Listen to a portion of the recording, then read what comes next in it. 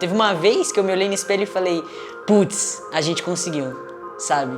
Você chegou onde você queria.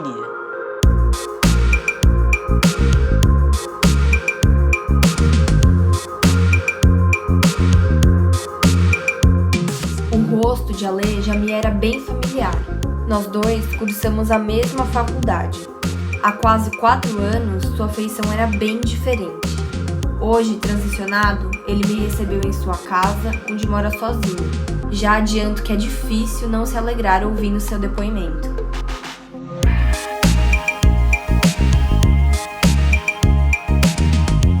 Meu nome é Alexandre, eu tenho 25 anos, sou formado em Publicidade e Propaganda pela PUC, sou um homem trans. Desde criança eu sempre me senti um homem.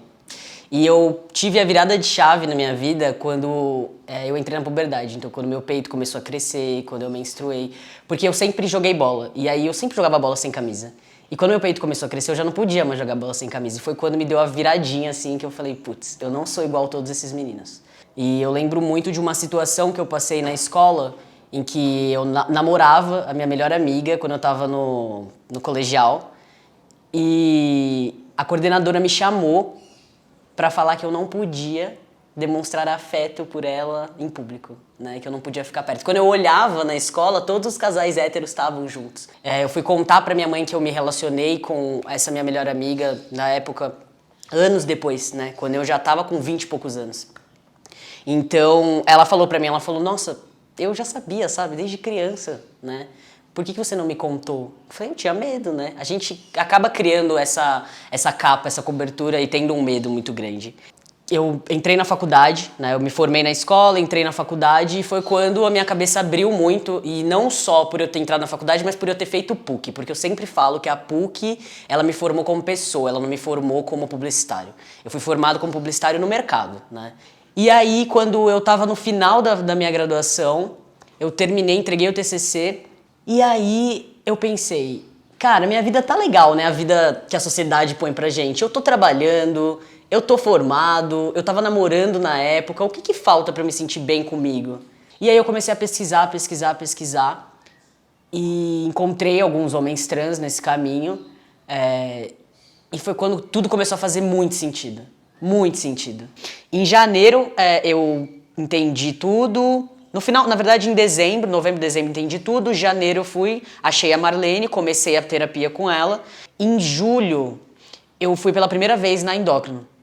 E aí ela me pediu uma série de exames, fiz uma série de exames, e aí ela me passou o hormônio e comecei a tomar o hormônio em julho. E aí, em outubro, eu dei a entrada no pedido do plano para fazer a mastectomia.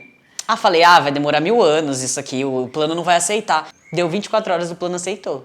E aí, em janeiro, eu fiz a mastectomia. Aí, da endócrino pra frente, eu comecei a procurar cirurgião. E aí, eu achei Gisele também, que foi a minha cirurgião, anjo na terra também. Fui pra Minas. Eu fui até Juiz de Fora fazer essa cirurgia. E fui às cegas, porque assim, eu nunca tinha visto ela pessoalmente na minha vida. E eu falei, cara, é isso que eu quero. Confiei na minha intuição e falei, eu vou. E foi a melhor coisa que eu fiz. Porque eu nunca esqueço da sensação que foi quando eu usei camiseta branca pela primeira vez. Porque sempre que eu usava uma camiseta branca, eu evitava usar, inclusive. Ela ficava marcando, né, o peito e tal. Então, eu evitava usar camisetas brancas. Eu sempre tava de preto, de coisas mais escuras, né? E aí, quando eu coloquei a camiseta branca pela primeira vez, assim, e passei a mão assim, eu falei, meu Deus, é isso. Assim, hoje eu tô de preto, mas eu sempre tô de branco, sabe? Existem vários métodos de cirurgia, né, pra fazer mastectomia. E o meu método, ele foi a periaureolar, que é quando ela corta em volta da sua auréola, do mamilo, tira, né, a sua mama e põe de volta. E aí, quando você olha pra mim, eu não tenho cicatriz. Agora, quando tem um homem trans que fez a mastectomia, que eles falam que é a cicatriz sorriso, que normalmente tem muito a ver com o tamanho do peito da pessoa. Quando a pessoa tem mais peito, não tem como fazer essa extração. Então, fica a cicatriz sorriso. E aí as pessoas ficam olhando, meu Deus e tal. Só que assim, as nossas cicatrizes são registros de coisas que a gente passou na nossa vida. E muitas vezes essas cicatrizes, elas são lutas, elas são história, não tem como, né? E muitos homens trans às vezes optam por fazer a cirurgia na sorriso para ter essa cicatriz. porque é um símbolo de resistência. Eu tô em 2 semanas de testosterona. Esse sou eu em 10 meses de testosterona. Essa é a minha voz com 1 ano e 3 meses de testosterona. Essa é a minha voz com 1 ano e meio de testosterona. É muito engraçado porque a gente imagina muitas coisas e o hormônio, quando você tá se hormonizando, ele age de formas diferentes em cada corpo. Então, tipo, putz, eu vou ficar saradinho, eu vou ter barba. E só que com isso também vem algumas coisas que a gente não espera, né? Então, o nosso corpo muda muito. E as pessoas falam, mano, a sua voz mudou muito. E ela mudou muito. Então, assim, eu esperava ter uma voz de locutor, né? Tipo, eu esperava ter muita barba, eu esperava, enfim, que meu corpo mudasse sozinho se eu fazer academia, sabe, coisas assim? Era muito engraçado, eu projetava muitas coisas, mas eu lembro muito de trabalhar muito isso em terapia, de cuidar do processo, ter cuidado e carinho com o meu processo, porque eu ia querer chegar lá no final e eu ia perder o meio, eu ia perder a primeira vez que cresceu um pelo, eu ia perder a primeira vez que a minha voz mudou mesmo, sabe? E é muita mudança fisiológica mesmo, então a gordura do corpo, ela se realoca toda. É muito doido, porque você imagina uma coisa e eu confesso que eu fiquei muito parecido com tudo que eu imaginei, né? Muito mesmo, mas acho que a gente coloca prazos muito longos, né? Então você se imagina assim, putz, eu me imagino um homem com 30 anos. E eu não paro e falo assim, putz, e o homem de 25? Para você que não conhece, a Pentes era uma marca brasileira de calcinhas absorventes. E eu disse era porque ela lançou um dos produtos mais revolucionários do mercado, a cueca absorvente para pessoas que menstruam. E o Ale fez parte dessa história. Um dia, eu sempre falo isso, né? Eu tava apenas existindo aqui na minha vida e eu recebi uma mensagem, né, de uma amiga que já tinha estudado comigo na época da escola. E ela falou, Ale, eu tô acompanhando a sua transição e tal, muito legal, eu tô trabalhando aqui na Pentes e a gente queria desenvolver um produto, será que você topa? E eu fiquei, eu, né, o que tem a ver? Porque eu já conhecia a Pentes, a minha irmã usa Pentes, todas as minhas amigas usam Pentes, eu fiquei assim, nossa, mas eu achei muito doido e falei, bom, vamos ouvir o que ela tem pra dizer.